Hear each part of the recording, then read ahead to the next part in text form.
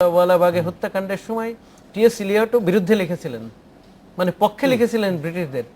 তাদের দেশে আমি কোনোদিন লেখা আমি দেখিনি তাদের লেখায়, আমাদের এখানেও কিন্তু লিখতে চায় না। এটা একটা কালচারাল বিষয় আছে। আমি দেখলাম বাংলাপিডিয়া, আজকে দেখছিলাম আমি, তো বাংলাপিডিয়া আপনি যদি দেখেন তার মানে বাংলাদেশের কথাই লেখা থাকবে, ইংলিশ যেটা ভার্সন সেটা আমি দেখলাম যে বেশিরভাগ সব বিদেশিদের বিষয়গুলো লেখা আছে, বিদেশের ইতিহাস হেন তেন লেখা আছে।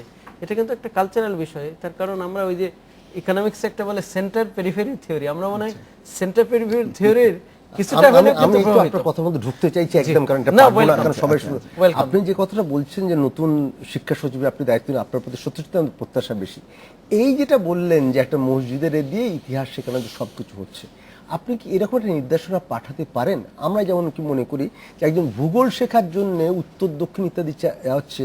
আমি একজন জার্মান বড় পেডাগগের বই দেখেছি, তিনি বলছেন যে বাচ্চাটা কয়েকদিন স্কুলে আসার পরে তাকে বলো তুমি যে বাড়ি থেকে স্কুলে আসছো কেমন করে আসলে, সে তাহলে আঁকবে যে আমি এখান দিয়ে আসলাম। আচ্ছা, রাস্তার এখানটা মোড় আছে, মোড়ে কিছু একটা আছে, মোড়ে একটা মসজিদ আছে, এখানে একটা দোকান আছে, এইখানটা এসে এইরকম করতে করতে আমি এটা নিয়ে একটা দীর্ঘ লেখা লিখেছিলাম আগে, যে একটা জায়গায় ওই বাচ্চাটাকে নিয়ে এই পরিবর্তনগুলো আনার জন্য আমাদের শিক্ষাক্রম বা পাঠ্যপুস্তক বা শিক্ষকদের দরকার, শিক্ষকদের শিক্ষকদের মোটিভেশন পরিবর্তন করা দরকার। সেগুলোর বিষয়ে কারা কাজ করবে, কার দায়িত্ব? শিক্ষক এরা দায়িত্ব পালন করবে। শিক্ষক প্রশিক্ষণ ইনস্টিটিউটগুলো সেগুলো খুব এক ধরনের গতাগতিক হয়ে গেছে, তারাও শেখাচ্ছেন ওইভাবে। যদি আমি শেখাই যে একটি ক্লাসের বাচ্চাদের নিয়ে অন্তত মাসে দুবার আশেপাশের জায়গায় যেতে হবে, সেখানে যদি যাই তাহলে আমি একটি জায়গায় দেখতে পাবো, সব জায়গায় না হলেও, যে এইখানটায় মুক্তিযুদ্ধ হয়েছিল। কিন্তু উনি বলছিলেন যে দায়িত্ব কিন্তু অনেকেরই। ঢাকা বিশ্ববিদ্যালয়ের যে ভর্তির কথাটা নিয়ে বিতর্কটা হচ্ছে, আমি মনে করি তো অনেকগুলো অমূলকের মতোই হচ্ছে। তার কারণ কেন অমূলক? তার কারণ ভর্তি পরীক্ষা একটা পার্টিকুলার উদ্দেশ্যে সেটা করা হয়, নকআউট সিস্টেমের মতো। ঢাকা বিশ্ববিদ্যালয়ে 50 জনে একজন ভর্তি হতে পারে, চিটং বিশ্ববিদ্যালয়ে 40 জনে একজন, খুলনা বিশ্ববিদ্যালয়ে একজন ভর্তি হতে পারে। সুতরাং এখানে তো ওই মেধা যাচাই না, যদি আমি একটু বলি আপনাকে, সাপ্লিমেন্ট করি। এখানে যেটা নিয়ে প্রশ্ন উঠছে সেটা হচ্ছে যে ভর্তির জন্য ন্যূনতম পাস মার্ক যেটা, সেটাই তারা সিকিউর করতে পারেনি, ওই পাস মার্কটাই পায়নি, যে কারণে ইংরেজি বিভাগে ভর্তির যোগ্যতা অর্জন করতে পেরেছে মাত্র 2 জন। কিন্তু এখানে এটা যদি আপনারা কোশ্চেনটা দেখেন, তারপরে এটা দেখেন, ও কিন্তু স্টাইল এবং উদ্দেশ্য ভিন্ন। এখানে কিন্তু মেধা যাচাইয়ের বিষয় না, এটা সিলেকশন। আমি একটা উদাহরণ দিই চায়নার থেকে। আমি আগেও মনে হয় বলেছি যে চায়নাতে মেডিকেলে ভর্তির সময় বেশ 1 দশক আগে ওখানে কাউকে বাদ দিতে পারে না, হিউজ আসে একই ভালো কোয়ালিটির।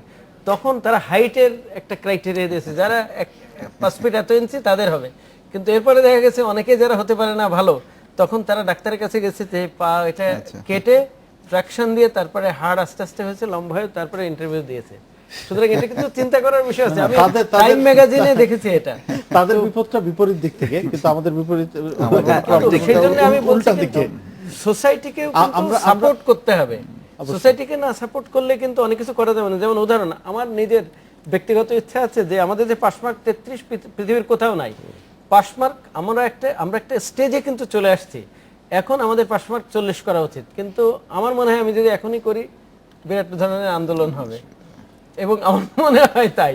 তবে আমরা হয়তো চেষ্টা করবো আস্তে আস্তে করা যায় কিনা। ইংরেজি মাধ্যমের স্কুলগুলোতে কিন্তু পাস মার্ক 50-এ বেশিরভাগ ক্ষেত্রেই এটা তারা দেখেন। এটা কিন্তু আসলে অনেকটা সাইকোলজিক্যাল বিষয়, কিন্তু ওখানে এখনো যদি আমরা 40 করে দিই তাহলে কি মনে হয় যে সব ফেল করবে? তা কিন্তু করবে না। এটা আসলে করা দরকার, কিন্তু এটা আবার 40 করেও কি আমাদের সব সমস্যার সমাধান হবে? মানে হবে না, কিন্তু এগোতে পারে। তবে আমরা একটা স্টেজে যে ঘন্টায় 20 মাইল দৌড়াতে পারে, তার গোল সেট হওয়া উচিত 21 মাইল বা 22 মাইল বা 30 মাইল। এখন যখন আমাদের গোল সেটিং ম্যানেজমেন্ট অনুযায়ী যদি ধরে গোল সেটিং যখন পাচ্ছে, তখন আমাদের কোয়ালিটির দিকে নজর দেওয়া উচিত।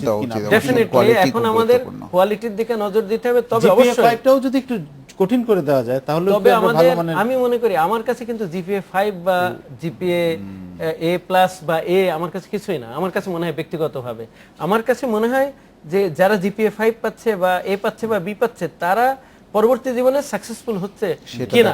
আমাদের শিক্ষাটা কি?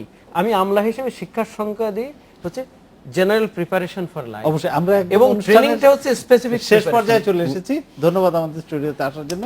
এই ছিল আজকে ডেডলাইন ঢাকায়। দেখা হবে আগামী শুক্রবার এই সময়। ভালো থাকুন, সুস্থ থাকুন, শুভরাত্রি।